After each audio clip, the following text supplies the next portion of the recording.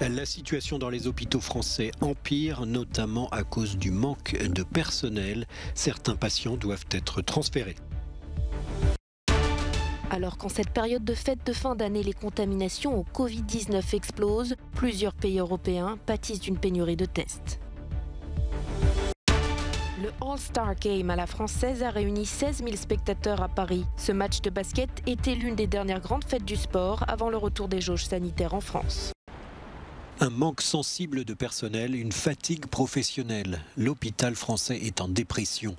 Manque de personnel car certains, touchés par le variant Omicron, sont en arrêt de travail, quand d'autres, toujours pas vaccinés, ont été interdits d'exercer.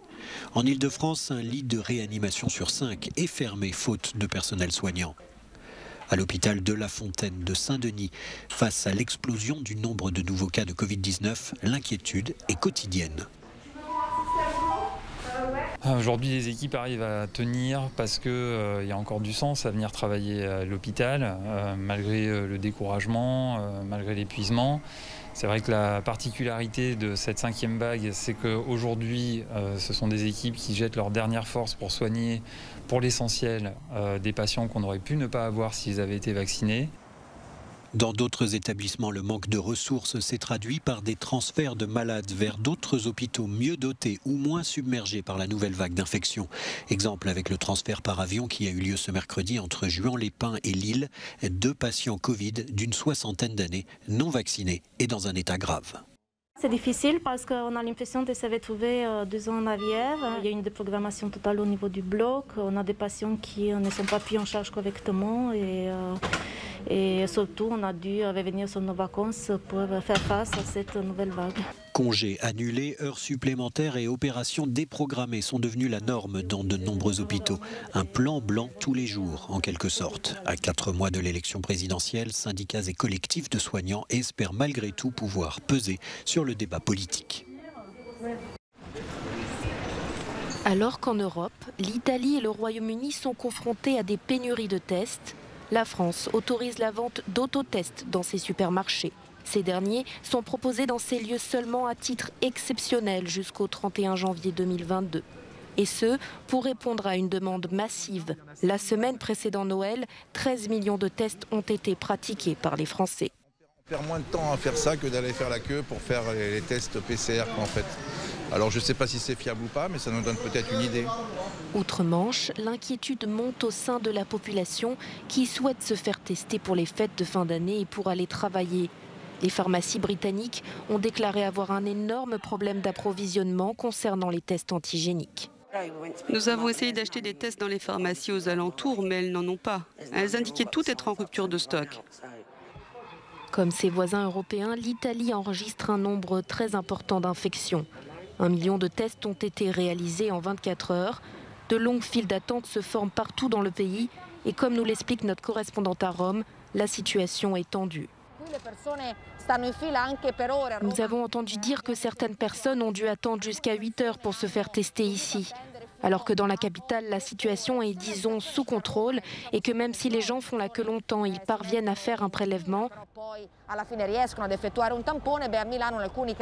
À Milan, certains des centres de dépistage du Covid-19 ont atteint leur nombre maximal de réservations.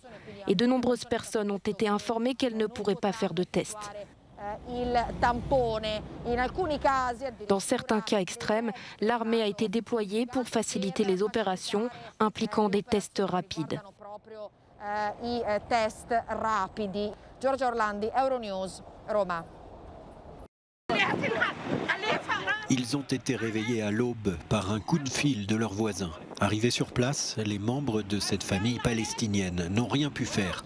Leur nouvelle maison, encore en construction, était en train d'être détruite par des bulldozers israéliens sous la surveillance d'une centaine de soldats. Situé dans la zone C, en Cisjordanie occupée, le bâtiment a été construit sans permis israélien. Depuis 3 ans, la famille Atrache essaye d'obtenir le fameux document en vain. Fin octobre, une note en hébreu a été clouée sur la porte, informant de la destruction imminente de la maison. Une injustice totale pour ces Palestiniens qui savent que ces 10 dernières années, moins de 100 permis ont été accordés sur près de 4500 demandes. L'ONG Peace Now rappelle que dans le même temps et en violation du droit international, la construction de 55 000 habitations a été approuvée pour les colons israéliens en Cisjordanie.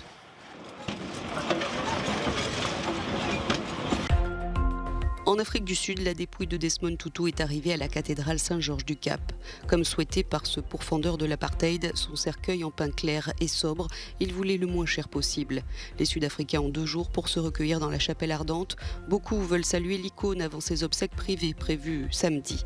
Nombreux étaient se rassembler pour l'hommage interreligieux aux allures de concert géant qui a eu lieu mercredi soir. Le président de la Macédoine du Nord, Stevo Pendarovski, a désigné le leader des sociaux-démocrates, Dimitar Kovacevski, comme nouveau Premier ministre du pays. Ce dernier a désormais 20 jours pour proposer un nouveau gouvernement au Parlement. La semaine dernière, les députés avaient confirmé la démission officielle du gouvernement de centre-gauche du pays afin d'ouvrir la voie à de nouvelles discussions de coalition.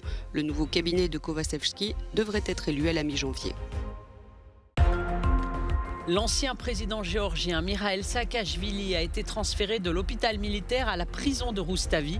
Il y est détenu depuis le 1er octobre. L'ancien président avait été hospitalisé à la suite d'une grève de la faim de 50 jours qu'il a entamée après avoir été arrêté suite à son entrée clandestine dans le pays. Poursuivi dans 3 affaires, il risque 11 ans de prison. L'ex-chancelier autrichien Sebastian Kurz, qui avait quitté la vie politique, va rejoindre la société d'investissement Thiel Capital, où il occupera un poste de dirigeant en stratégie. Le propriétaire de la société américaine Peter Thiel est notamment connu pour avoir fait un don de plus d'$1 million pour la campagne électorale de Donald Trump en 2016. En octobre dernier, suite aux accusations de corruption, l'ancien chancelier autrichien avait démissionné de son poste. Quelques jours avant de nouvelles restrictions sanitaires en France, le All-Star Game français s'est tenu à guichet fermé.